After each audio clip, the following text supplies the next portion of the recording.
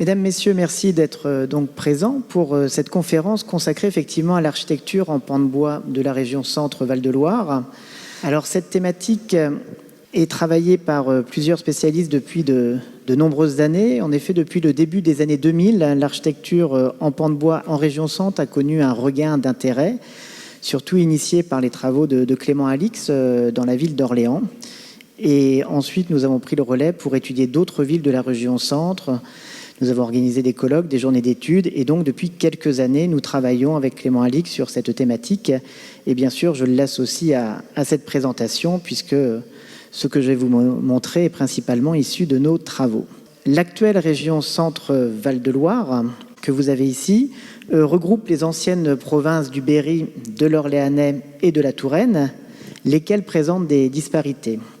Puisque nous avons par exemple la ville de Tours, qui en 1468, grâce à l'installation de Louis XI au château du Plessis-les-Tours, devient la capitale économique du royaume. Donc la présence de l'hôtel royal et de la cour va amener justement l'installation d'industries de luxe, orfèvrerie, broderie, soierie, armurerie, l'immigration d'artistes et d'artisans étrangers, ainsi que l'afflux d'une forte main-d'œuvre. On va avoir une population qui va croître rapidement, puisqu'on a 15 000 habitants à Tours vers 1500, et cela va entraîner un élan de la construction, et la ville de Tours possède aujourd'hui un important patrimoine en pans de bois, en dépit des destructions de la Seconde Guerre mondiale. On a à côté de Tours la cité d'Amboise, qui va être aussi privilégiée, puisque c'est Charles VIII qui va notamment y reconstruire le château. On a Blois, qui va connaître un fort essor démographique à partir du XVIe siècle également, lorsque Louis XII va en faire un petit peu le centre de son pouvoir, avec un important essor démographique, l'afflux également de très nombreux courtisans et un important mouvement de construction. Et puis, nous avons également Orléans. Orléans qui est une ville très importante, vous le verrez, pour l'architecture en pans de bois dans le cadre de cette présentation, puisque la ville a été assiégée par les troupes anglaise en 1428-1429 et que les travaux de reconstruction, puis le doublement de la surface urbaine intramuros à partir de 1486, eh bien, vont favoriser le lotissement et l'aménagement de nouvelles parcelles, d'autant que la cité sera moins impactée que les autres villes par le départ de la cour vers la région parisienne. Et justement, Orléans, vous le verrez, conserve un très beau corpus de maisons à pans de bois de la deuxième moitié du XVIe. Autre ville importante pour l'étude du pan de bois en région Centre, c'est Bourges, puisque vous le savez, Bourges, il y a eu un important incendie en 1487 et donc un grand mouvement de reconstruction encore de maisons en pan de bois. Et la ville qui avait été en grande partie détruite a été reconstruite en pan de bois. Et on a ce phénomène dans d'autres villes, Aubigny-sur-Ner, qui est en Sologne, brûle en 1512, Montargis en 1525, mais le pan de bois est vraiment le mode de construction qui est privilégié par grand nombre de commanditaires. Donc, le pan de bois, en dépit des destructions engendrées par les incendies, je vous l'ai dit, va être très prisé pour la construction et on se rend compte qu'il y a de très nombreux arrêtés qui sont pris. La législation va à l'encontre de la construction en pan de bois. Par exemple, pour Orléans, on a un édit royal de 1498 qui interdit de construire en pan de bois. Des lettres patentes de Louis XII de 1513, de François Ier de 1536. On a encore une ordonnance royale de 1561, une autre de 1565. Et la succession de tous ces arrêtés montre bien que la construction en pan de bois perdure et ce mouvement sera continu jusqu'au XIXe siècle. La région Centre est riche de ce patrimoine, comme d'autres régions. On a aussi au nord de la région la ville de Chartres, qui conserve un important patrimoine en pan de bois qui malheureusement est en grande partie encore caché par des revêtements en ciment. Il y a aussi en région Centre un très riche couvert forestier. Je vais mis ici les parcs naturels. Et on a par exemple la Sologne qui couvre à environ 5000 km², qui est à cheval sur 3 départements, donc le Loiret, le Cher et le Loir-et-Cher. Et ici, on a de très très nombreuses constructions en pan de bois. Idem dans le Perche qui est à cheval aussi sur la région voisine de Normandie, mais là où on a énormément de pans de bois ruraux. Et à l'inverse, la Brenne, qui est pourtant, pareil, un espace qui est très très boisé, mais très humide, avec des terrains argileux, ou dans cette zone, dans le sud de l'Indre, on trouve très très peu de construction en pan de bois. Comme quoi, il n'y a pas forcément un lien entre l'abondance de bois et la construction. Donc, l'abondance de cette ressource n'entraîne pas forcément son utilisation comme matériau privilégié. Et de même, dans certains territoires où la pierre de taille est très abondante, comme dans la Beauce, eh bien, ce matériau peut être réservé aux seules façades postérieures ou latérales, tandis que le bois, lui, est préféré pour l'élévation principale. Preuve que le choix de construire en pan de bois eh bien, ne répond pas uniquement à des impératifs économiques. En effet, si vous prenez en compte le temps qu'il faut pour réaliser les assemblages, qui sont parfois nombreux et complexes, on le verra par des diapositives, réaliser des décors sculptés qui peuvent être très importants et couvrir l'ensemble des bois, eh bien, une maison en pan de bois peut s'avérer beaucoup plus onéreuse que celui d'une demeure qui va être bâtie en moellon. Et donc, la région Centre, grâce aux très nombreuses études qui ont été menées dans la région, grâce aussi à l'apport de la dendrochronologie, c'est-à-dire que, je vous montrerai par des cartes, mais on a des centaines de maisons qui ont été datées précisément, eh bien, la région Centre présente un riche corpus varié, aussi bien des pans de bois ruraux que des pans de bois urbains, dont la construction s'étale majoritairement du XIIIe au XIXe siècle. Et le but de cette présentation, c'est justement de faire la synthèse de toutes ces données pour essayer de faire ressortir sur la période du Moyen-Âge et de la Renaissance plusieurs caractéristiques régionales. Et à la fin, en clin d'œil, on pourra voir en quoi les pans de bois de Beauvais se rapprochent ou s'éloignent de ce qui a été observé en région Centre. Avant de commencer, il faut s'intéresser sur l'historiographie, la bibliographie, pour faire un léger état de la recherche sur le pan de bois en région Centre. Et en fait, on s'aperçoit qu'au XIXe siècle, il y a très peu d'édifices qui ont été justement, qui ont suscité l'intérêt d'érudits ou d'archéologues amateurs ou d'architectes. Vous avez ici un relevé qui a été publié par Aymar Verdier et François Catois et qui représente des pans de bois. Et vous voyez que le pan de bois détruit qui a été sélectionné pour cette publication est naturellement un pan de bois qui frappe par la richesse de son décor qui venait recouvrir toutes les pièces de bois. On a également un autre architecte célèbre qui s'est intéressé aux pans de bois et dans les pans de bois de la région Centre, qu'il a représenté dans son dictionnaire raisonné de l'architecture française, vous avez 3 maisons et ces 3 maisons illustrent bien la manière de procéder de Viollet-le-Duc. C'est-à-dire que pour la maison qui est ici à Chartres, on a encore aujourd'hui les vestiges archéologiques de ce pan de bois avec, vous voyez, des très belles baies trilobées. Et l'on voit que le relevé de Viollet-le-Duc est très précis et vraiment juste. Et à l'inverse, pour la maison de Dreux détruite, dont on n'a pas d'autre source, eh bien, on peut être très sceptique quant à l'emploi de ces grandes pièces courbes et à l'ossature générale du pan de bois qui est très atypique. De même que pour la 3e maison, celle de Châteaudun, là aussi l'emploi de ces pièces obliques très, très mal placées interroge sur la véracité de certains dessins de Viollet-le-Duc. Mais néanmoins, le recours à cette iconographie peut être très précieux. Je pense notamment aussi à des gravures, des vues d'artistes romantiques qui nous renseignent aujourd'hui sur des pans de bois qui ont été disparus. Et ça permet de faire des recoupements parce que, par exemple, la maison ici de Verdier et Catois, elle a aussi été représentée par Charles Pensée et cela permet d'attester la présence donc, de ce décor couvrant sur tous les pans de bois.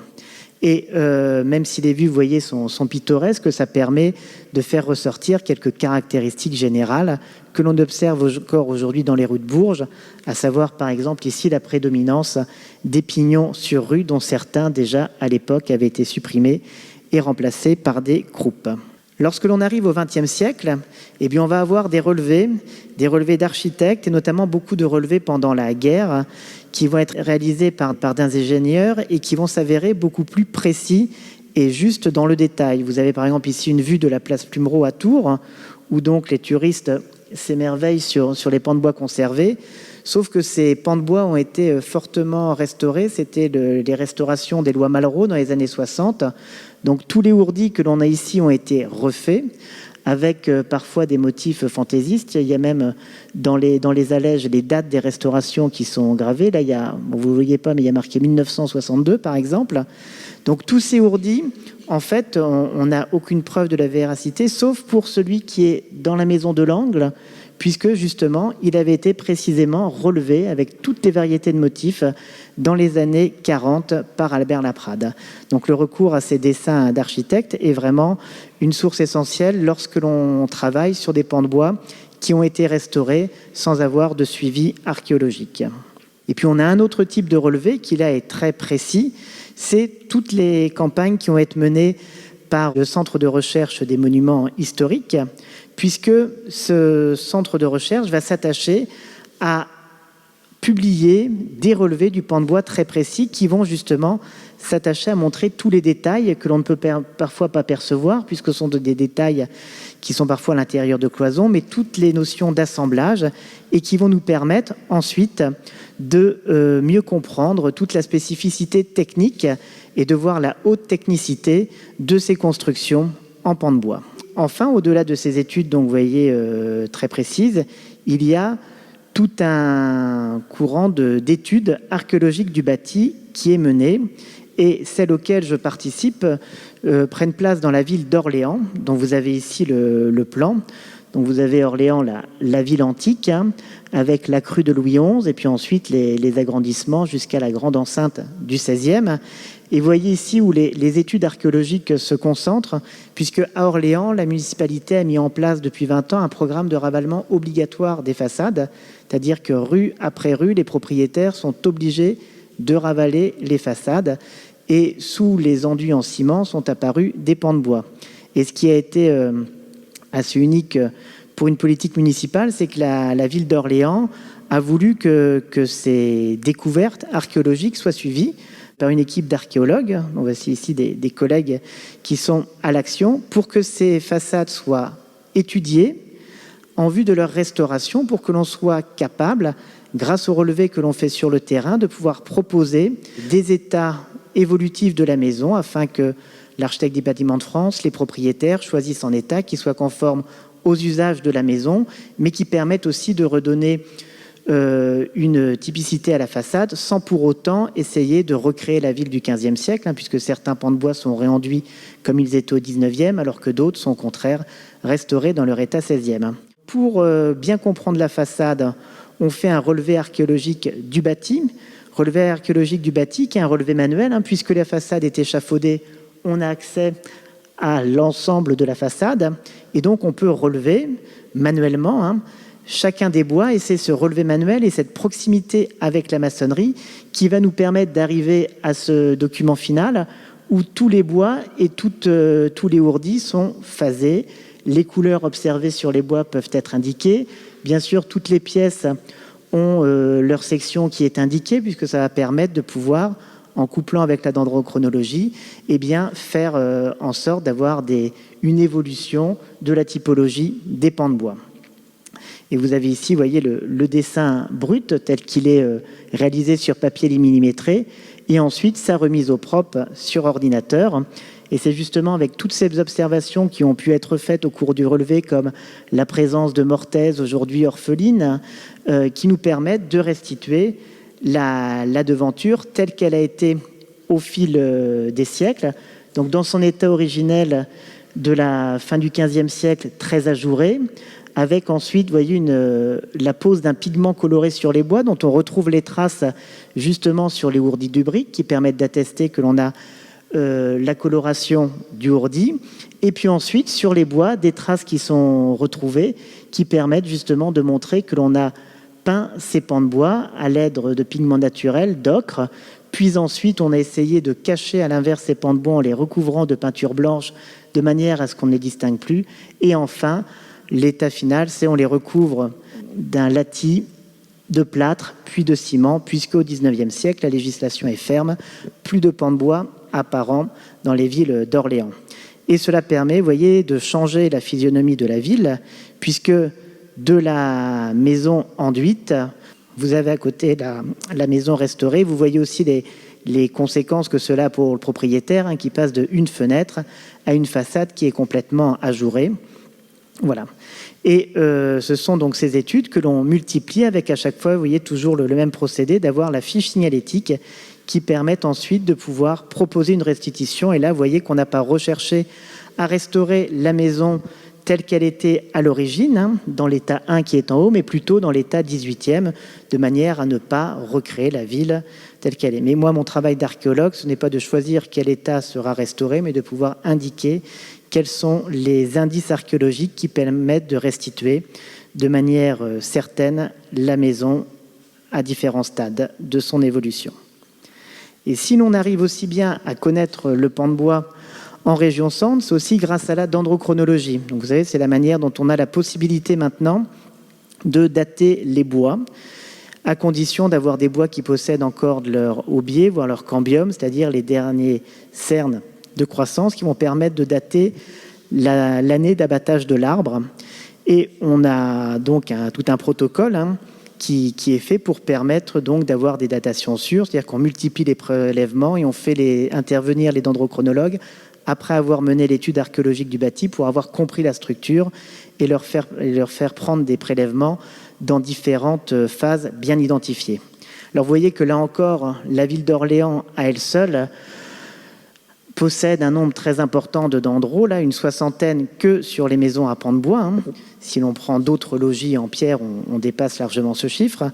Mais voilà, alors que la ville de Bourges n'en a à peine qu'un tiers. Et ensuite, vous voyez que des villes importantes comme la ville de Tours n'est pas mentionnée parce qu'il n'y a pas eu encore de volonté d'avoir de véritables études archéologiques de mener, étant donné que les façades ont été restaurées il y a déjà maintenant 50 ou 60 ans. Mais vous voyez aussi une autre disparité, c'est que si vous enlevez les grosses villes, eh bien vous avez très peu de pans de bois ruraux qui ont été datés. Et là aussi, c'est une difficulté, puisque comment, à partir de ces données, on peut les exporter en milieu rural, sur lequel on viendra tout à l'heure.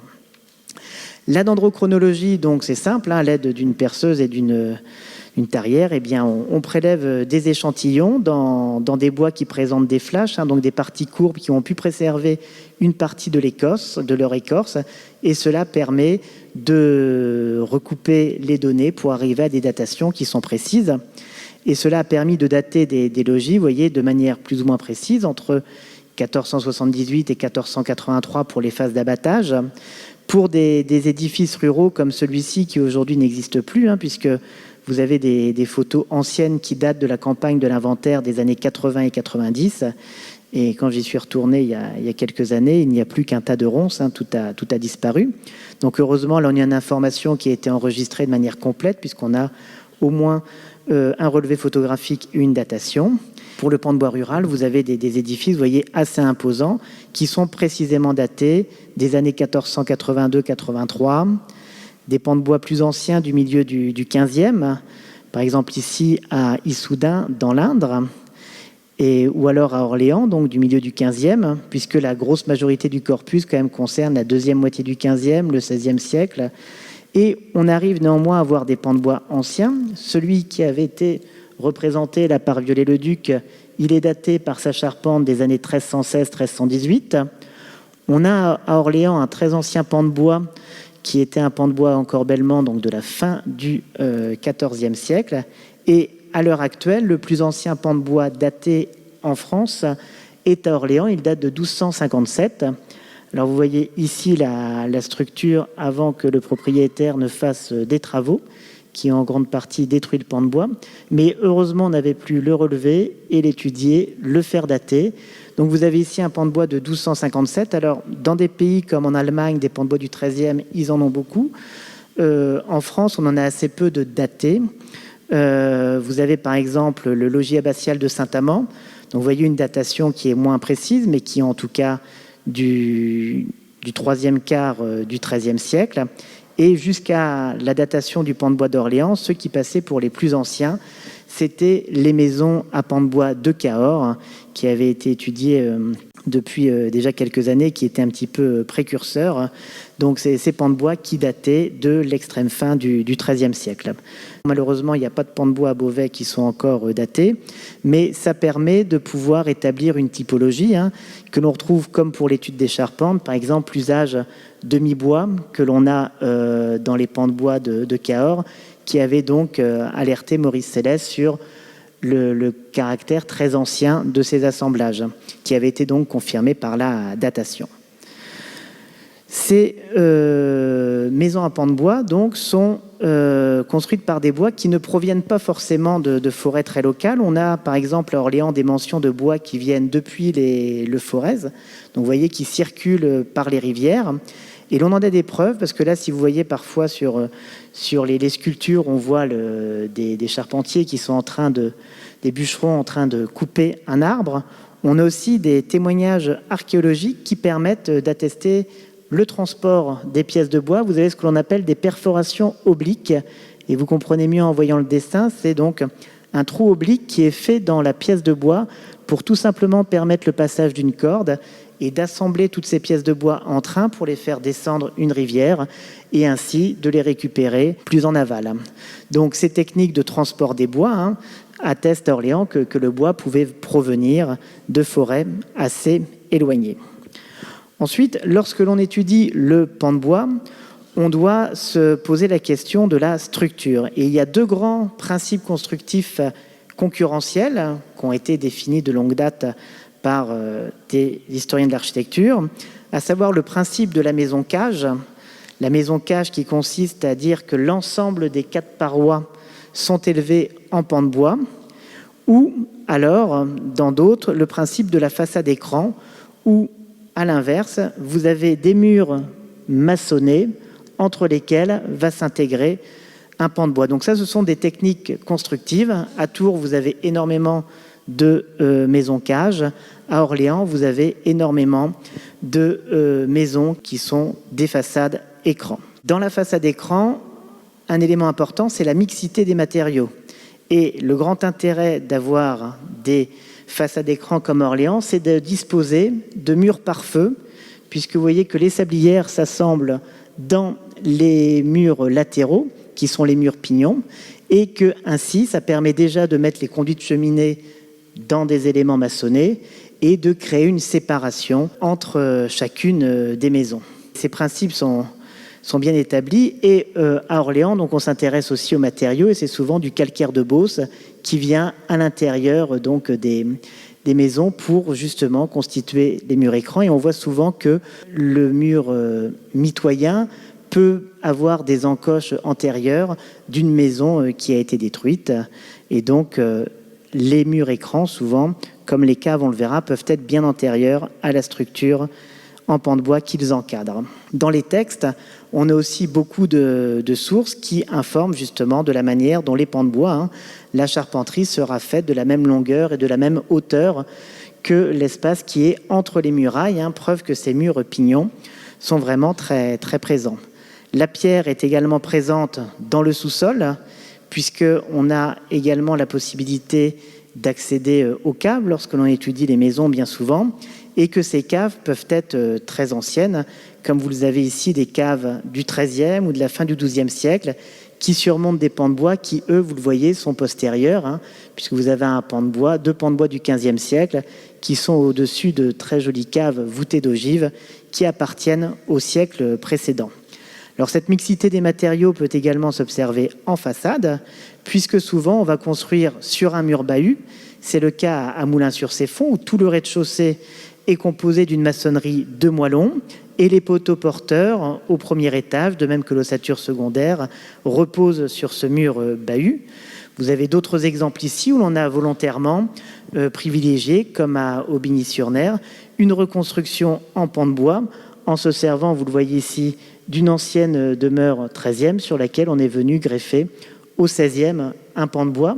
Donc on a souvent cette mixité qui témoigne de la réutilisation d'un bâti plus ancien, ou à l'inverse, le processus inverse comme ici à Bourges, d'avoir des rez-de-chaussée qui étaient en bois et qui ont été réaménagés au XVIIe avec des reprises en sous-œuvre, simplement parce qu'on a changé les usages et que vraisemblablement la boutique a été transformée en logement. Ces constructions mixtes peuvent être tout à fait contemporaines, enfin, et vous avez ici le très bel exemple de Châteaudun, où le décor Renaissance que vous avez sur la partie en pierre se retrouve également sur toutes les pièces de bois, avec souvent aussi des solins maçonnés, des murs bahuts qui vont permettre d'isoler justement la sablière des remontées d'eau, ou alors parfois des tout petites adjonctions, comme ces combles à surcroît, ou ces tourelles d'escalier, où vous voyez que le pan de bois n'est pas réservé à l'élévation principale, mais simplement à l'organe de distribution verticale, que ce soit dans la construction en pierre ou dans la construction en briques. Voici quelques autres exemples. Également des exemples parfois de pontées, de toutes petites galeries qui viennent relier deux corps de bâtiments. Et là encore, le procédé du banc de bois est rapide, ici économique. Et vous le retrouvez même dans l'architecture seigneuriale, puisque au château de Beaugency, vous avez par exemple le couronnement de la tour d'escalier qui est doté de cette structure en bois.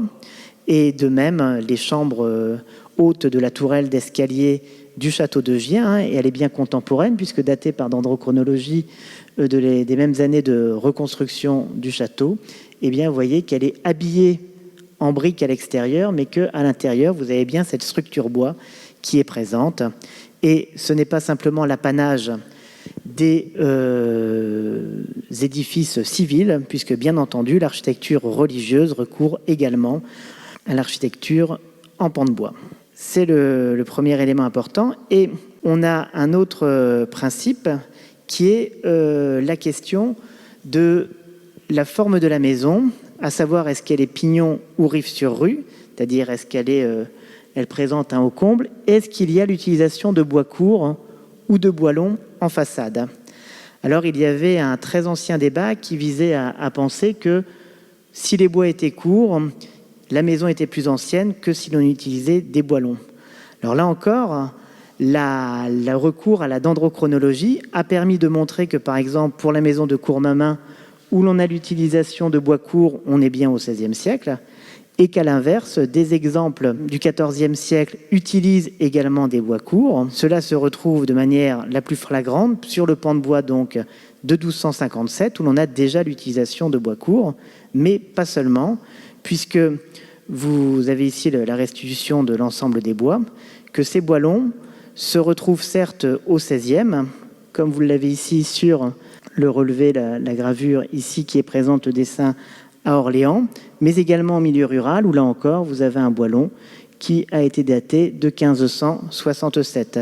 Donc, l'idée maintenant qui ressort, c'est que bois court et bois long résultent bien souvent de problèmes d'approvisionnement et également des types d'assemblage, puisque bien souvent, on va utiliser des encorbellements qui vont avoir tendance à disparaître par la suite et qui explique pourquoi, effectivement, on a plus de bois long maintenant pour la période moderne, mais sans que cela signifie que leur utilisation ne se faisait pas auparavant.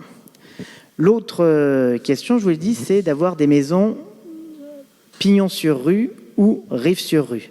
Alors tout simplement, au Moyen-Âge, vous avez souvent des parcelles qui sont étirées, laniérées en profondeur, et le choix est soit de mettre le mur gouttereau sur les côtés, avec parfois des problèmes d'évacuation pour les eaux, mais dans bien des villes, vous retrouvez cette succession donc, de pignons qui montrent que le pignon est tourné vers la rue et les murs gouttereaux sont sur les longs côtés. Donc ce schéma, vous l'avez fréquemment à Tours, à Bourges, à Chartres, où domine cette disposition. Et puis après, vous avez d'autres villes, comme la ville de Blois et également la ville d'Orléans, où, contrairement à ce que pourrait laisser croire la présence de ces pignons, vous êtes sur des maisons qui ne sont pas pignons sur rue, mais rive sur rue. C'est-à-dire que le pignon maçonné se trouve ici et que la façade est donc une façade écran construite entre deux murs par feu. Mais que pour donner l'illusion d'une façade pignon, les charpentiers ont mis en place ce que l'on appelle des lucarnes pignons ou des lucarnes monumentales qui viennent ainsi mettre en valeur la façade tournée vers la rue. Et ça, c'est quelque chose que l'on a très bien illustré à Orléans, où, comme je vous l'ai dit, la majorité des maisons sont rive sur rue, quelle que soit l'orientation de la parcelle, même quand la parcelle est large, on met toujours le pignon sur le mur maçonné, mais que justement, à Orléans, on a aussi ce principe qui est attesté par l'iconographie d'avoir ces lucarnes monumentales qui ont très souvent disparu parce qu'elles ont été remplacées par des petites lucarnes de chevaliers à l'époque moderne ou contemporaine. Mais là encore, grâce aux études archéologiques du bâti, on arrive à repérer sur les potelets du surcroît la présence de petites mortaises orphelines qui permettent de prouver qu'il y avait ici des éléments qui venaient porter une lucarne monumentale qui peut donc être restituée lorsque l'on propose donc le parti d'origine. Donc ce sont là encore, grâce aux éléments repérés lors de l'observation du bâti, que l'on peut distinguer ces éléments qui permettaient de porter donc une lucarne monumentale. Donc le principe, c'est que à Tours, à Bourges, on a beaucoup de maisons-cages, on est plutôt pignon sur rue, et que là où on a les murs maçonnés, les façades écran, on est plutôt rive sur rue, mais avec l'utilisation de lucarnes monumentales pour justement donner l'illusion d'une façade à pignon. L'autre élément important dans la construction à pans de bois, c'est la question des surplombs et des aplombs. Est-ce que vous avez une façade qui va essayer de gagner de l'espace sur la rue par le biais d'encorbellements successifs, ou est-ce que vous avez au contraire des façades qui sont toutes droites à l'aplomb? En milieu rural, là où il y a plus de place, les encorbellements sont rarissimes. Vous avez quelques maisons qui se distinguent par la richesse de leur partie architecturale. Vous le voyez avec non seulement des encorbellements très faibles qui mettent juste en valeur le comble. Donc ce n'est pas tant pour gagner de l'espace que pour bien signaler la construction, qui également, vous voyez, souvent est porteur d'un très beau décor sculpté et qui a aussi une ossature secondaire sur laquelle je reviendrai plus tard, qui est très riche. Donc en milieu rural, assez peu d'encorbellement puisqu'on n'a pas besoin de gagner énormément de place. En milieu urbain, c'est différent et on a plusieurs types d'encorbellement. Le plus simple, c'est l'encorbellement sur solives débordantes, dont vous avez ici quelques exemples du XVe siècle à Bourges. Là, la portée de la pièce de bois, c'est 80 cm, 88 cm exactement. Donc vous voyez que ça fait gagner véritablement de la place. Vous aviez aussi un encorbellement très, très important ici à Gien, tellement important qu'il a été dans un deuxième temps modifié par l'ajout de la structure maçonnée. Et effectivement, l'encorbellement sur solive est le moyen le plus simple de gagner de la place, puisqu'il suffit de prolonger les pièces de bois, donc les solives qui portent le plancher, de les faire saillir au devant de la façade et ainsi gagner de l'espace. Alors bien souvent, ces encorbellements simples qui gagnaient beaucoup de place, par exemple 80 cm à Bourges, ils ont été supprimés avec l'évolution de la législation, et ça a été le cas dans la maison d'Orléans où toute la façade a été reculée, mais néanmoins on avait, grâce à la datation par dendrochronologie, pu définir les deux phases de construction et établir ainsi de manière sûre que ces pièces de bois, ces solives, se prolongeaient au XIVe siècle pour créer un encorbellement. Donc les encorbellements sur solives ont été datés au XIVe siècle, à Orléans, à Angers, vous en avez ici, vous voyez la manière dont les solives dépassent, à Laval, ou alors à Guérande, dans le Loire-Atlantique, vous voyez que l'encorbellement est bien présent et bien réel, même si il est plus symbolique que réellement efficace pour l'augmentation de l'espace habitable. Mais néanmoins, ces encorbellements sur solives, vous voyez, permettent de bien mettre en valeur des maisons. C'est notamment vrai dans le cas de maisons d'angle, ici. Et vous voyez que ce procédé, les exemples datés, tournent plutôt autour des années 1400 ou du début du XVe siècle, à partir des exemples datés. Ensuite, vous avez parfois des encorbellements sur console. Alors les consoles peuvent être maçonnées, ça offre ainsi une bonne assise, et par le biais de ressorts successifs, eh bien, vous gagnez ici de l'espace à l'étage. Mais bien souvent, ces ressorts, vous voyez, ces consoles sont en fait portées par des éléments en bois que l'on appelle des aisseliers, qui vont viser à renforcer, justement, à solidariser les différentes pièces de bois, et notamment que le poids de la sablière ne soit pas simplement porté par l'extrémité des solives, mais vienne se reporter sur la sablière de plancher. Alors ce système, on en a aussi de très beaux exemples. Vous en avez ici à Chinon, et vous voyez qu'il permet aussi de donner un petit peu plus de monumentalité à la façade, puisque ça offre des champs qui peuvent être parfois ornés. Vous avez ici d'autres exemples avec ces aisseliers qui sont présents sur les façades des pans de bois de Chartres. Alors la situation va ensuite évoluer, puisque l'on va avoir la mise en place d'une autre structure qui va être la mise en place d'un système d'entretoise pour justement cacher la saillie des pièces de bois.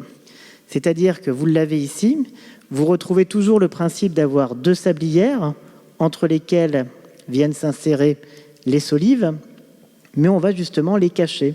Celles-ci n'apparaissent pas. Il y a une place de bois, l'entretoise, qui vient s'intégrer, vous la voyez ici, et qui permet à la fois de cacher la saillie des solives, mais également de pouvoir justement développer des motifs ornementaux, par ici avec ces moulures qui se terminent en sifflet, où vous voyez ici également donc d'avoir une plus grande richesse ornementale.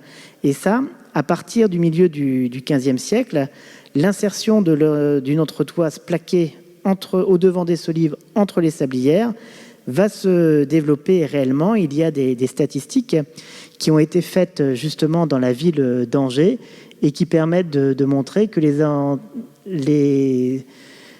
encorbellements sur solives, eh bien, vous voyez, se terminent au milieu du XVe siècle et que avec la présence d'entretoises, eh bien, ils prennent le relais puisqu'ils se développent. Et vous voyez aussi qu'il y a un autre type qui va se mettre en place. Ça va être, après donc la dispositif des solives, avec entretoises que vous avez ici à Amboise par exemple ou à Bourges, et qui permettent, vous voyez, de mettre en place des solutions techniques avec une découpe très précise des pièces de bois qui doivent parfaitement s'emboîter pour venir rejoindre les pièces, la mise en place de ce qu'on appelle les poteaux à tête élargie.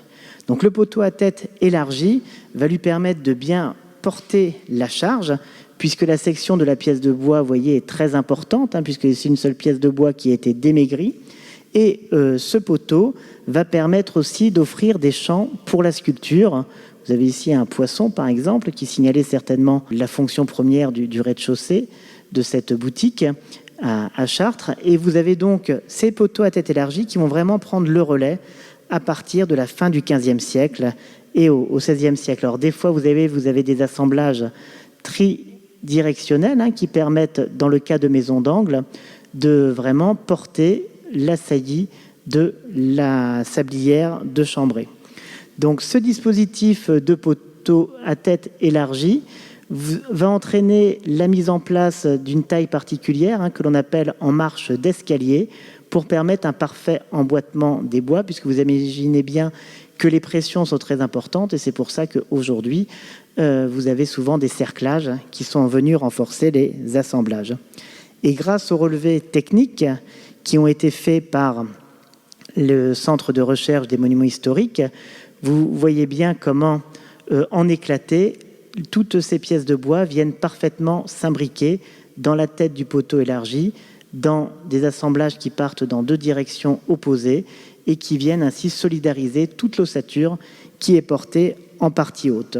Donc la mise en place de ces poteaux à tête élargie va vraiment se diffuser à la fin du XVe siècle et dans la première moitié du XVIe, et elles vont permettre le développement d'un important décor sculpté, de véritables programmes iconographiques sur lesquels je reviendrai en fin de partie.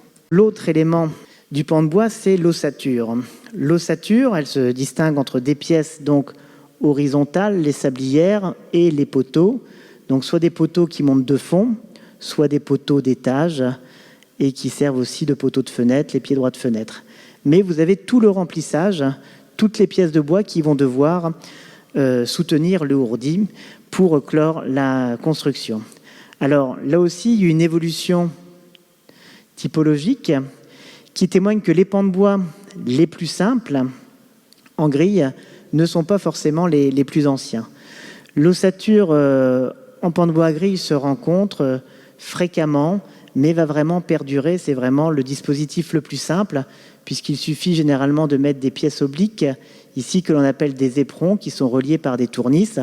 Donc ça nécessite peu d'assemblage complexe, ça nécessite moins de bois, puisqu'il y a beaucoup d'espace qui peut être laissé et rempli par des ourdis. Et ce dispositif va être fréquemment utilisé dans le cas des façades orléanaises ou alors à la campagne. Mais le but de cette diapositive était aussi de vous montrer comment, à l'absence de surplomb, la ville d'Orléans avait proposé un autre dispositif, à savoir celui des façades, vous voyez, qui sont complètement à l'aplomb. Là, il n'y a pas du tout de surcroît. Et justement, l'absence d'encorbellement ne permet pas d'avoir des assemblages très complexes qui vont rigidifier la façade, puisque vous le voyez ici, les sablières de plancher sont juste entaillées pour venir se mettre donc la solive dans la sablière, le tout relié par une cheville, et vous n'avez pas la même liaison entre les bois. Et à Orléans, ce qui se passe, c'est que pour pallier ce manque de liaison et cette force des assemblages, eh bien, on a observé que dès l'origine étaient mis des renforts métalliques. Vous avez ici des boulons qui sont pris dans la pièce, la sablière. Vous les reconnaissez par les têtes coniques qui dépassent. Et à l'intérieur, ils viennent servir de lien. Vous avez ici le cran qui est tenu par des cavaliers, qui permet de solidariser, de renforcer le lien entre les solives et la façade. Et donc cette façade qui est à l'aplomb, qui pourrait subir les pressions, eh bien, vous avez ces éléments métalliques qui viennent solidariser l'ensemble. Donc on en a plein, et la présence de peinture sur ces boulons permet bien d'attester qu'ils sont posés dès la construction et qu'ils ne sont pas venus ensuite. Et ce dispositif que l'on a à Orléans, il y a beaucoup de maisons rive sur rue, vous ne le retrouvez pas à Blois, ou à Blois, c'est un autre système qui a été inventé, c'est d'avoir des corbeaux en quart de rond, vous voyez, qui viennent retenir le pan de bois. Et là encore, c'est dans la maçonnerie que l'on a intégré ces pierres. Ce sont des pierres qui évitent le déversement de la façade et qui viennent donc permettre l'établissement de ces façades parfois très hautes et leur bonne tenue dans le temps. Et ce dispositif, on le retrouve en dehors de la région centre, puisque vous en avez également des exemples à Poitiers. Pour solidariser la façade aussi, vous avez les assemblages qui sont très importants, puisqu'il faut que les poutres, les pièces principales qui portent les planchers, eh bien, viennent parfaitement s'emboîter dans les pièces de bois. Alors souvent, vous avez des poteaux, là encore, à tête élargie, avec un enfourchement qui peut être, comme vous voyez sur la diapositive suivante, limité à un seul côté. C'est un cas qui est concurrencé par une autre solution, qui est la mise en place d'une trémie, où vous avez une petite pièce de bois avec donc une entretoise taillée, voyez, en biseau, ce qu'on appelle des embrèvements, qui permet, là encore, de venir récupérer la pièce de bois qui va porter le solivage de l'intérieur. Donc vous voyez des assemblages assez techniques qui nécessitent une très bonne découpe des pièces de bois. En milieu urbain, c'est fréquemment le cas, alors qu'en milieu rural, on a des assemblages beaucoup plus simples, avec parfois des tenons, des bordants, vous voyez, qui sont simplement tenus par deux chevilles. Et ce que l'on a en milieu rural, que l'on ne trouve pas en milieu urbain, c'est l'utilisation de bois, dont vous voyez la forme naturelle s'adapte parfaitement pour recevoir la pièce de bois. Vous voyez, on a un bois qui était en forme de U et dans lequel vient porter la pièce de bois de la charpente. Et là, vous avez aussi le U et avec le gros tenon traversant qui est présent.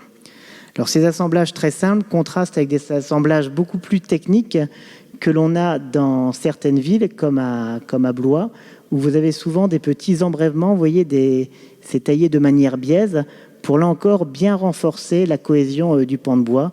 On ne va pas se contenter d'avoir un simple assemblage par tenon mortaise, on rajoute ces embrèvements. Vous voyez donc la technicité de la taille, puisque tout vient parfaitement s'emboîter, y compris le décor là, qui est bûché, mais qui venait par flottage se poser dessus.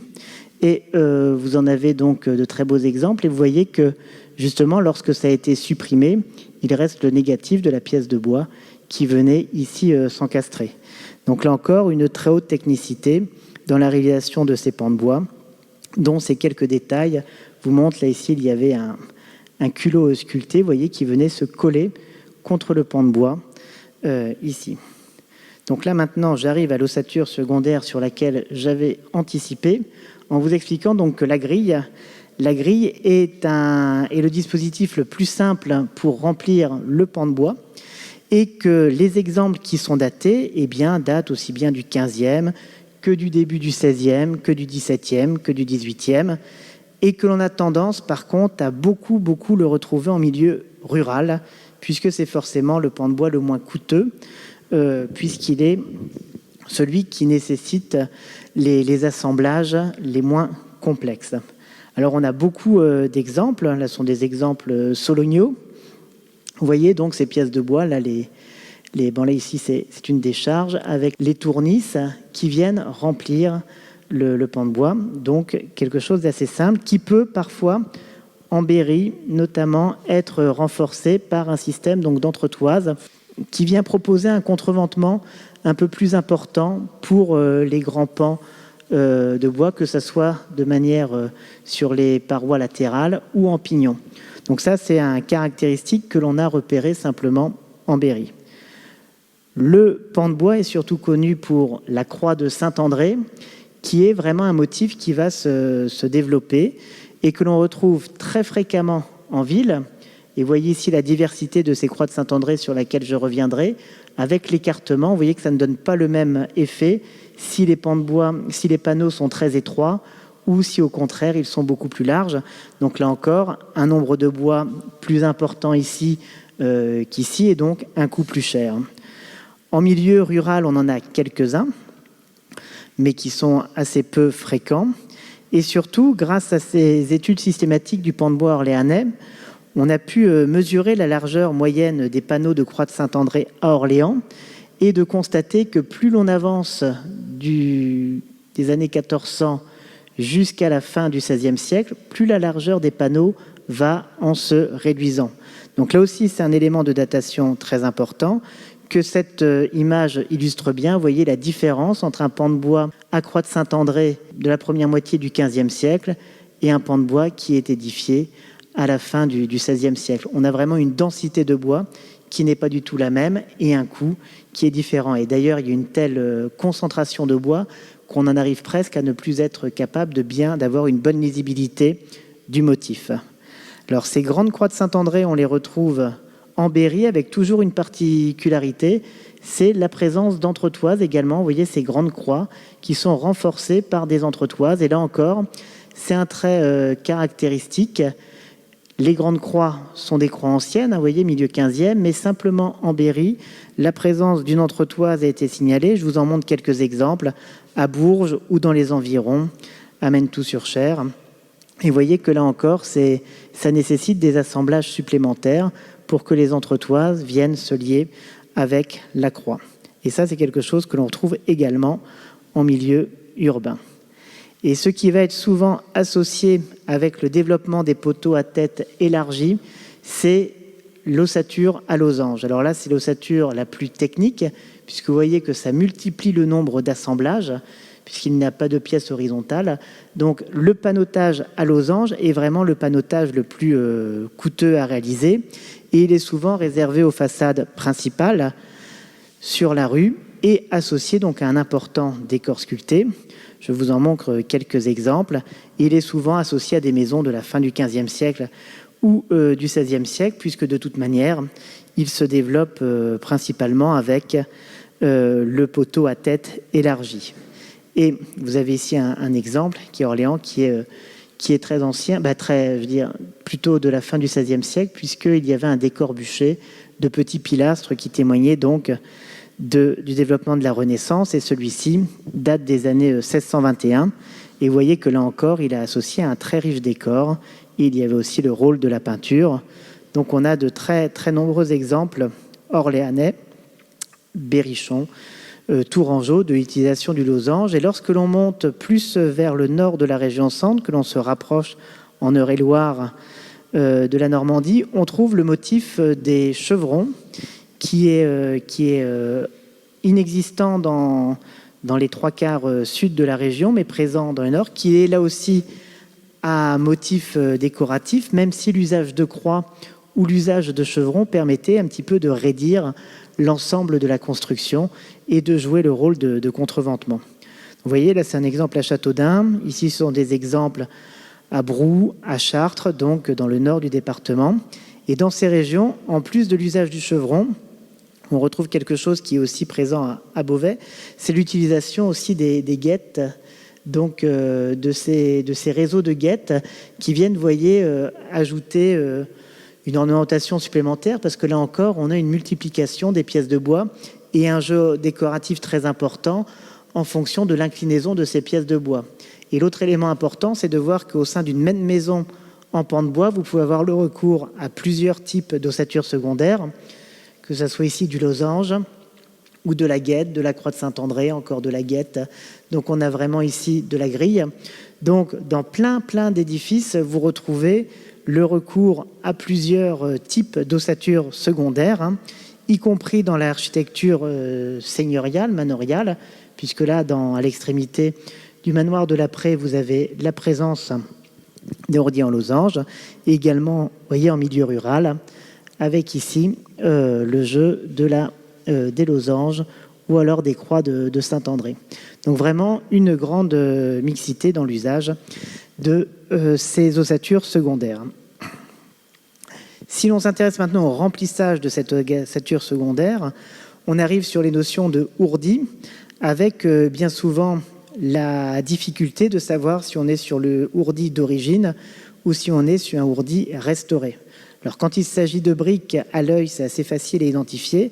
Lorsque l'on est sur des torchis, difficile de savoir si on est sur un torchis du 15e ou du 17e siècle, sans analyse fine. Mais néanmoins, ce qui est sûr, c'est que le torchis est vraiment attesté pour les périodes les plus anciennes. On le repère bien, puisque vous voyez, il y a des éclisses qui sont placées dans des rainures et sur laquelle après on va venir fixer le torchis. Et ça, ce sont des éléments que l'on peut retrouver facilement, qui donc attestent la présence du torchis. Alors parfois c'est facilité par l'existence encore de ce ourdi, mais par exemple à Orléans, où là le ourdi avait été repris par un ourdi maçonné, lorsque l'on a supprimé ce ourdi avant la Restauration, on a pu retrouver des entailles pour la fixation du ourdi en torchis dans les cloisons, et cela permet d'attester pour le XIVe siècle, mais également pour le XIIIe siècle, la présence de ces ourdis de torchis, puisque là, on avait encore en place, dans le pan de bois de 1257, de ces éléments qui venaient donc justement supporter le torchis. La brique, la Chantignole, offre un parti décoratif beaucoup plus important, donc c'est quelque chose que l'on va bien retrouver en ville, puisque selon que les briques sont disposées de manière oblique ou de champ, et bien cela crée un décor supplémentaire au sein de la façade. Et vous voyez bien parfois le soin qui était apporté à la disposition de ces briques. Alors on a la chance parfois, avant les restaurations, de retrouver, vous voyez, ces briques disposées verticalement ou de champ, avec, vous voyez encore, les anciens ourdis, les anciens joints lissés à la truelle qui venaient donc souligner et encadrer chacune des briques. Donc ça, c'est un procédé que l'on retrouve beaucoup à Orléans, même si parfois, bon, il a été détruit. Mais vous voyez, ça a apporté une très grande ornementation à la façade. Vous avez ici un décor vu rapproché de ces briques, avec, vous le voyez ici, le détail des joints, donc des joints vraiment très bien faits, très lissés à la truelle, et qui venaient donc rehausser là pour bien délimiter chacune des briques. Et l'on s'est même aperçu que certaines des briques possédaient des incisions à l'intérieur duquel le plâtre était mis pour créer des motifs supplémentaires. Vous les avez ici, elles ont été relevées, et on le voit ici très précisément. Vous voyez, les briques étaient incisées, et à l'intérieur, le joint venait aussi recouvrir ces incisions de manière à créer des motifs qui ont été ici relevés, détaillés. Donc, vous avez ici quelques exemples supplémentaires, donc des incisions vraiment volontaires pour créer sur ce ourdi de briques une ornementation supplémentaire. Alors bien sûr, les ourdis les plus beaux se trouvent par exemple en Normandie, parce que là vous avez l'association de plusieurs matériaux, du tuffeau, de la brique, des rouillons de silex, et puis le décor de la maison de Caen là, qui a été restaurée il y a quelques années, qui était un décor de gypserie très rare dans cet état de conservation, et qui témoigne, vous voyez, aussi de la richesse ornementale que peut avoir le ourdi, en plus de l'ossature secondaire, avec parfois l'utilisation de carreaux faïencés, comme c'était le cas à Joigny. En région centre, on a beaucoup le recours aussi au tuffeau, avec des ourdis de pierre, qui sont bien attestés pour l'époque du XVe et du XVIe siècle, puisque c'est un matériau qui est présent en abondance, et qui parfois, comme c'était le cas à Angers, peut être vraiment bien orné, puisque vous aviez chaque bloc de tuffeau qui était orné d'une sculpture. Donc vous voyez que ces différentes maisons présentent une grande diversité en fonction de leur orientation, mais également de leur ossature et de leur ourdis. Lorsque l'on a ces maisons, il convient aussi de s'interroger sur l'existence d'éventuels programmes. À quoi étaient destinées ces maisons? Est-ce que c'était des maisons nobles? Est-ce que c'était des maisons de marchands, des maisons polyvalentes? Et bien souvent, donc, ces maisons importantes dans le cœur de ville occupent des parcelles très laniérées. Donc elles sont souvent reliées en fond de cour à un deuxième logis, ce qui témoigne déjà de la présence de plusieurs occupants au sein d'une même parcelle, puisque par un couloir, souvent on accédait au logis qui était en fond de cour, alors que par la vis, ici, on intégrait le logis qui était en front de rue. Donc déjà plusieurs propriétés au sein des mêmes parcelles, des édifices qui étaient parfois très hauts. Vous voyez, il y a 1, 2, 3 étages plus un comble à cette maison. Donc ça pouvait aussi expliquer une multiplication des occupants et donc une diversité des fonctions. Néanmoins, bien souvent en milieu urbain, le rez-de-chaussée est souvent dévolu à un usage commercial. On parle de maisons polyvalentes, puisque bien souvent on a 2 entrées, celle qui va desservir l'habitation en fond de cour et qui va permettre d'accéder à la vis et desservir le logis sur rue. Et puis vous avez la porte d'entrée de la boutique qui est souvent, vous voyez, composée donc d'un étal dont on arrive à restituer les éléments par la présence donc des chevilles sur le tout. On a aussi parfois de véritables programmes de maisons jumelles qui sont des maisons doubles et qui témoignent de lotissement de la part des propriétaires. Vous voyez la grande symétrie avec laquelle est réalisé ce programme de maisons en pan de bois.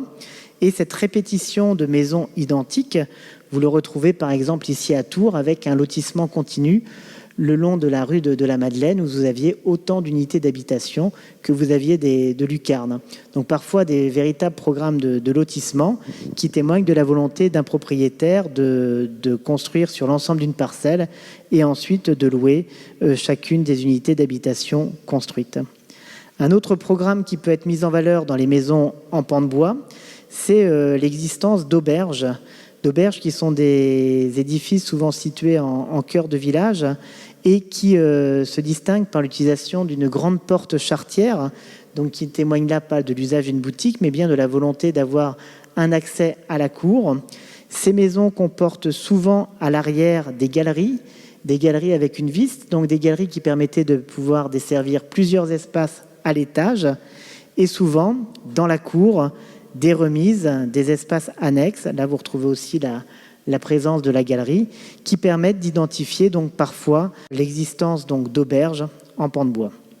Et l'autre élément important, c'est de ne pas oublier que ces maisons polyvalentes peuvent être aussi des logis seigneuriaux, comme c'est le cas à Brou. Vous voyez un très bel arc brisé fait par 2 aisseliers sur lesquels vous aviez les armoiries du seigneur qui avaient certainement 2 boutiques qu'il louait et qui s'étaient réservé le logement de l'étage.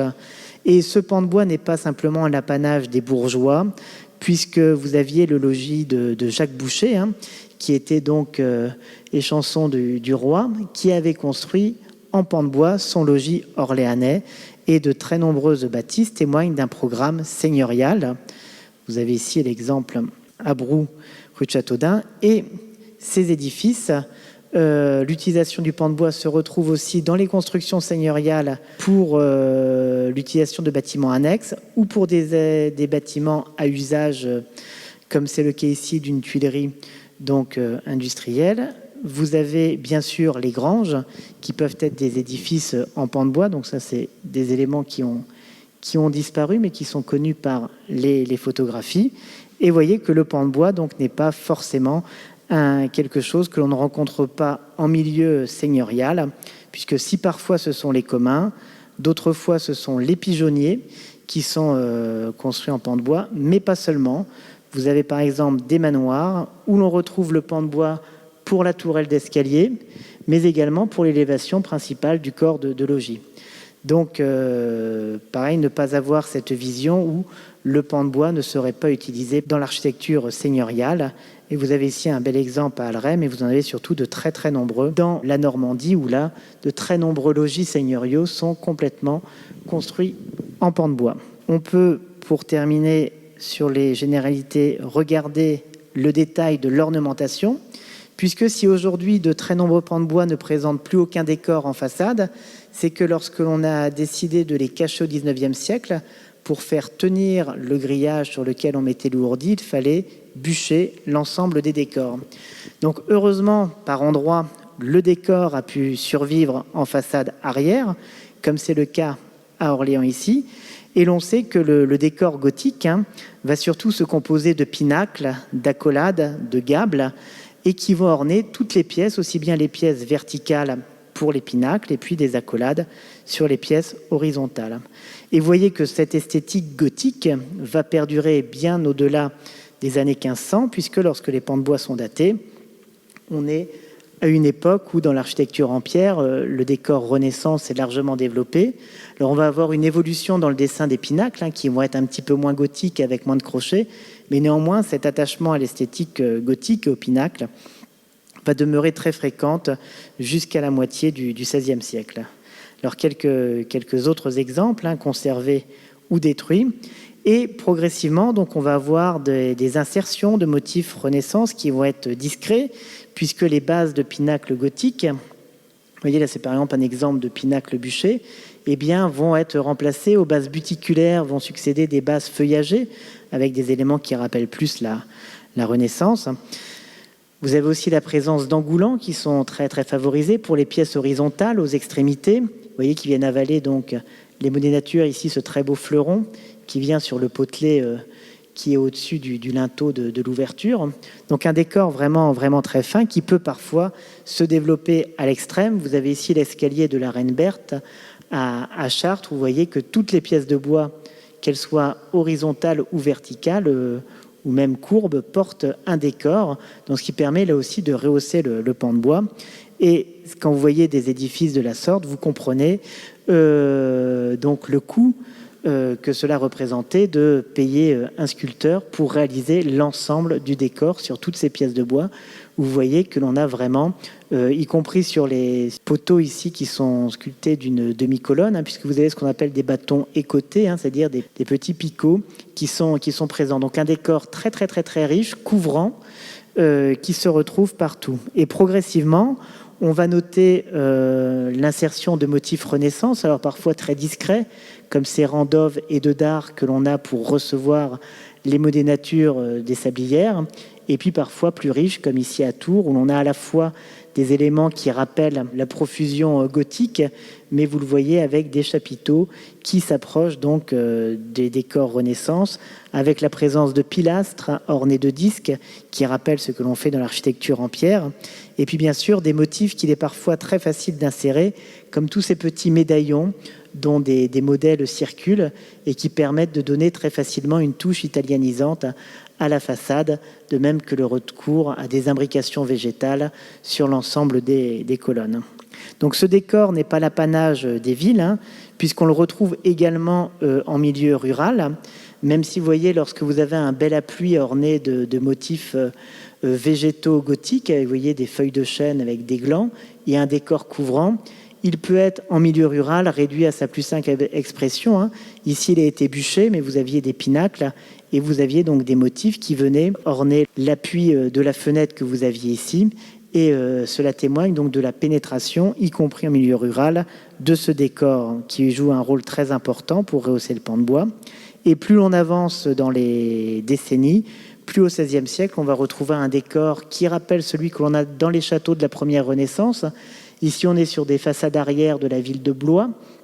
Et vous voyez que l'on a une superposition de pilastres qui portent des chapiteaux italianisants.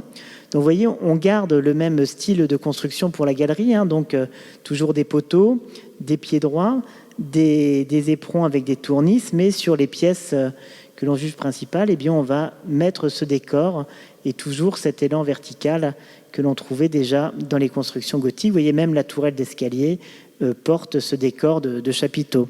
Donc un décor très riche qui nous est conservé parfois que par l'iconographie et qui montre aussi à Blois la volonté de le mettre en valeur, puisque vous voyez que les pièces ornées sont mises en avant par rapport aux simples tournices, puisqu'il devait y avoir un enduit couvrant qui ne laissait apparaître que l'ossature principale qui était ornée, donc de renforcer encore le contraste entre zone blanche et zone sculptée. Donc on a heureusement quelques décors qui sont encore conservés. Et vous voyez que ce très riche décor donc, de pilastres cannelés qui supportent par leur chapiteau une jolie frise d'œuvres et de dard est associé à une ossature secondaire en losange, puisque c'est la plus riche. Et je vous remonte donc ces pans de bois très ornés qui vont arriver à la fin du XVIe et au début du XVIIe siècle, avec souvent ces gros motifs de volutes, avec des potelets qui sont renflés, et avec, à la fin du XVIe siècle, à Angers, on retrouve cela aussi à Dijon, le développement de personnages, vous voyez, qui viennent, à l'instar de ce que l'on a par exemple sur certaines fenêtres, je pense à Toulouse, de personnages sculptés. Eh bien là, vous avez exactement la même chose en bois, ce qui vous prouve donc la richesse de ce décor. Alors bien entendu, je vous l'ai dit, les poteaux à tête élargie vont favoriser le développement de ce décor, avec la mise en place parfois de programmes, alors très simple, ça peut être simplement une ornementation feuillagée, ça peut être la mise en place d'une héraldique qui permet de signaler le propriétaire, mais le plus souvent ce sont des programmes qui mettent en valeur soit un saint auquel la famille est attachée, soit un saint protecteur, soit parfois la mise en place de véritables programmes iconographiques où ici on a l'association entre des éléments qui rappellent la fonction de la maison, donc une poissonnerie, avec d'autres figures de saints, ou alors parfois la fonction peut-être d'une boucherie avec ce cochon.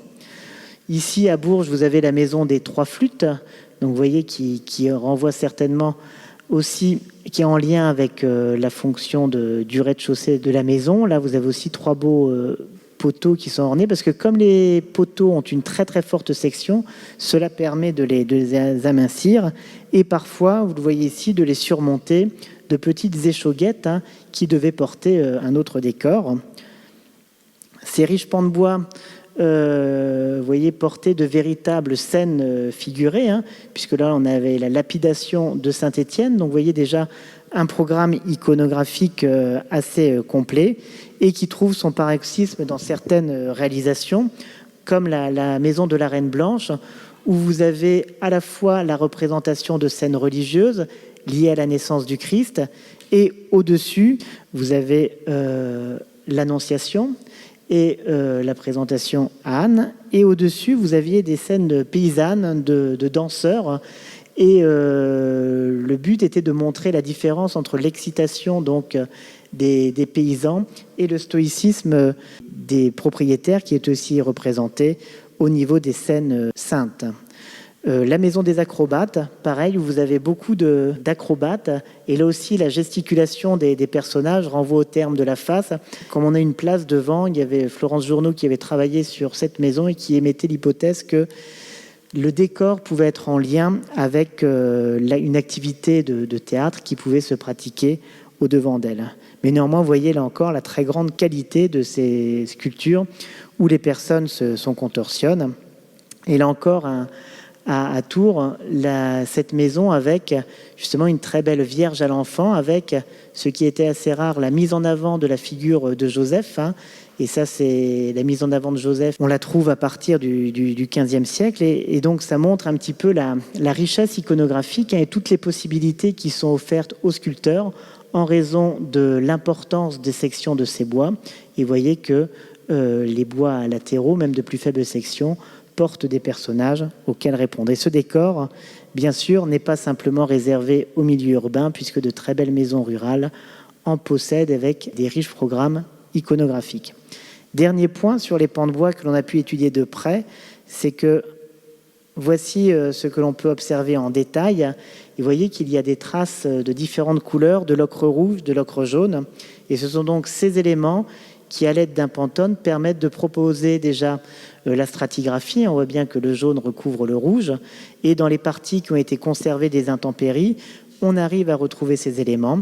Et ça permet de pouvoir proposer donc de restitution où la maison, dans son état de la fin du XVIe, était recouverte d'un enduit ocre rouge, avec toujours l'incertitude de savoir si l'enduit est posé immédiatement après la construction ou quelques années plus tard. Mais en tout cas, ce qui est sûr, c'est que par la suite, la maison est recouverte par un enduit ocre jaune.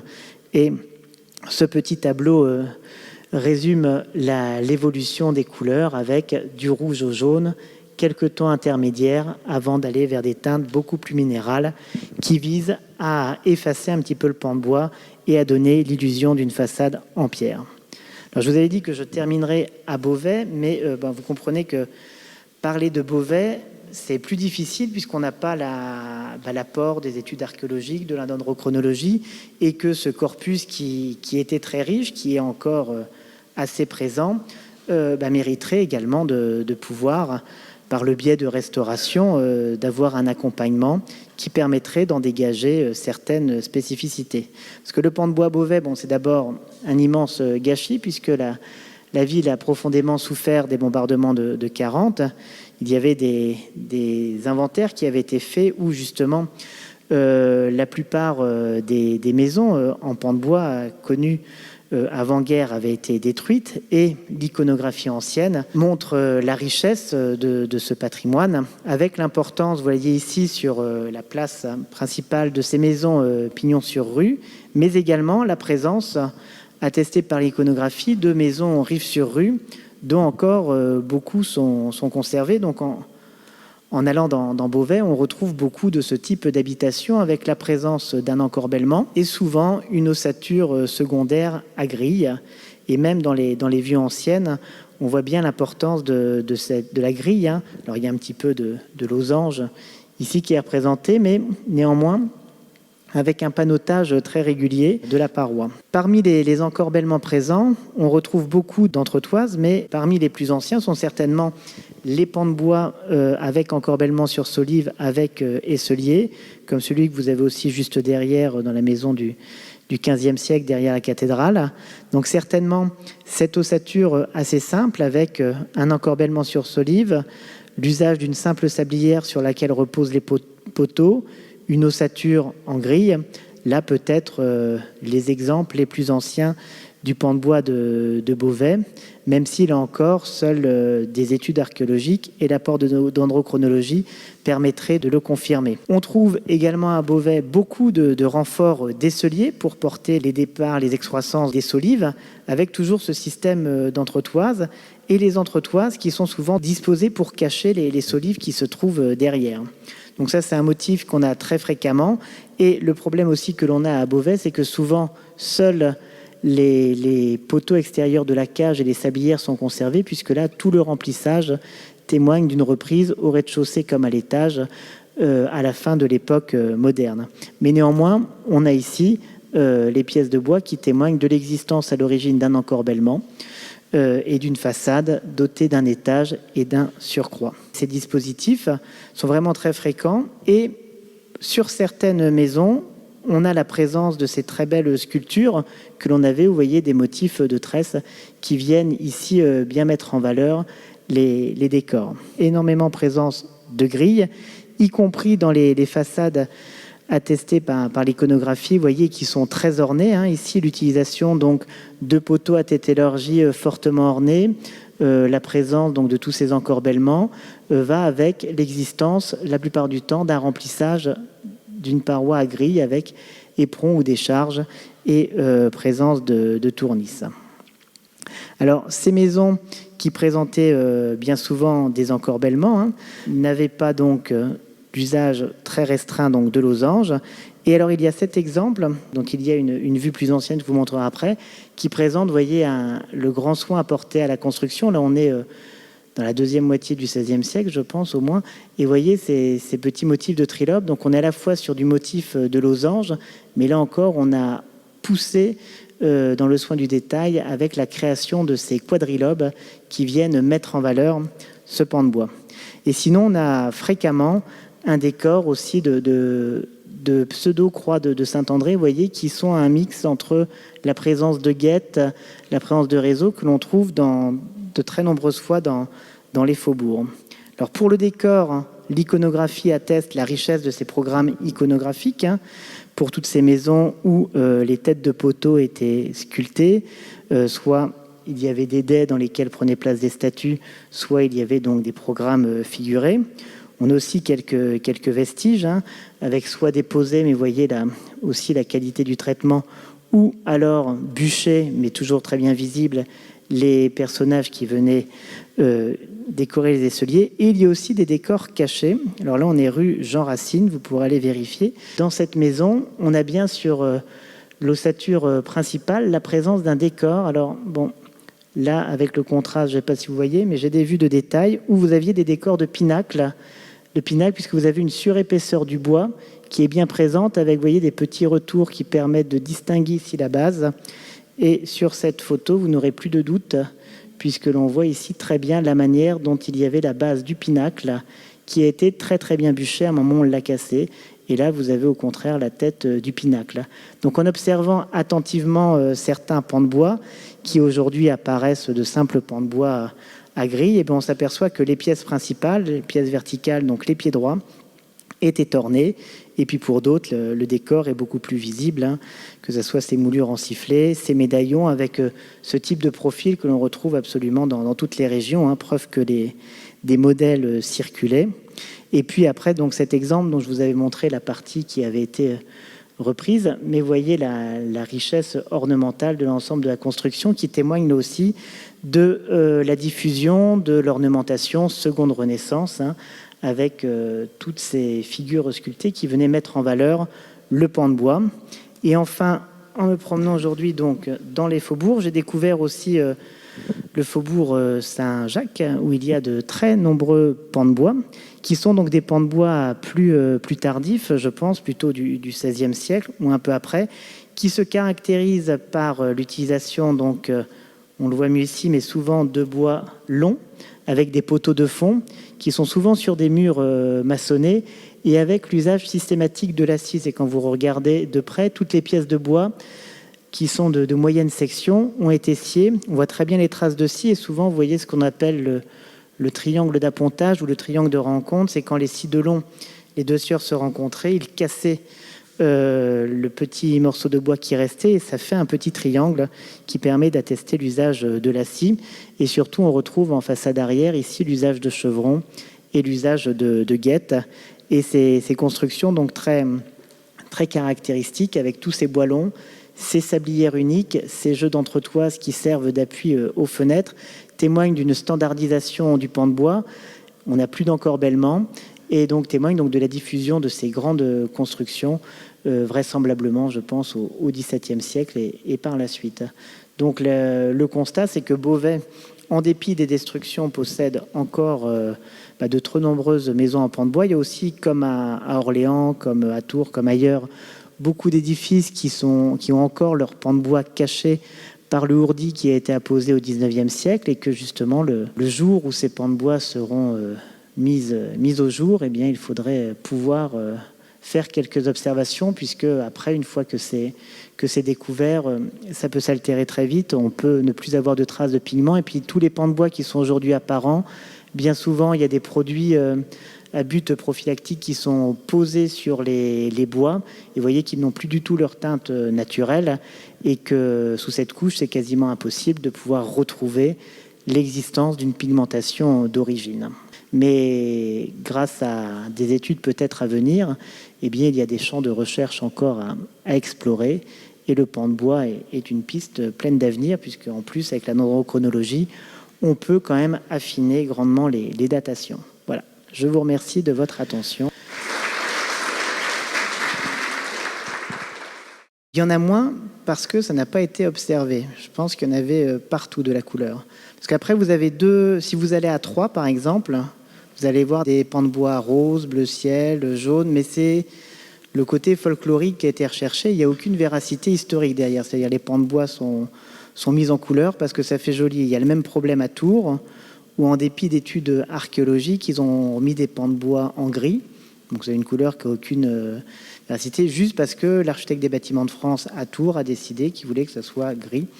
Et pas. À Orléans, la démarche est différente, puisqu'on arrive soit à montrer qu'il n'y avait pas de couleur, soit qu'il y ait eu une succession de couleurs. Et devant le grand nombre d'exemples, ça suit toujours le même rythme, c'est-à-dire qu'il y a toujours les rouges sang de bœuf qui sont les premières couches à poser, et qui sont, pour des maisons par exemple construites au XVIIe, ne sont pas présents. On est directement sur le jaune, plus ou moins orangés. Et ensuite, la volonté de ne plus avoir de pans de bois visibles puisqu'on les met en blanc de la même couleur que l'on va badigeonner les ourdis. Donc on a à chaque fois ce rythme et certainement une mode qui était là. Et donc les pigments rouges sont attestés sur les plus anciennes maisons de la fin des années 1500 jusqu'au 16e. Et après, on va sur des teintes plus jaunes. Au 19e, on a beaucoup de peintures au plomb qui sont mises. Et c'est vrai que quand c'est enlevé, quand c'est sablé, tout part. Hein. Donc c'est assez délicat de pouvoir les observer partout.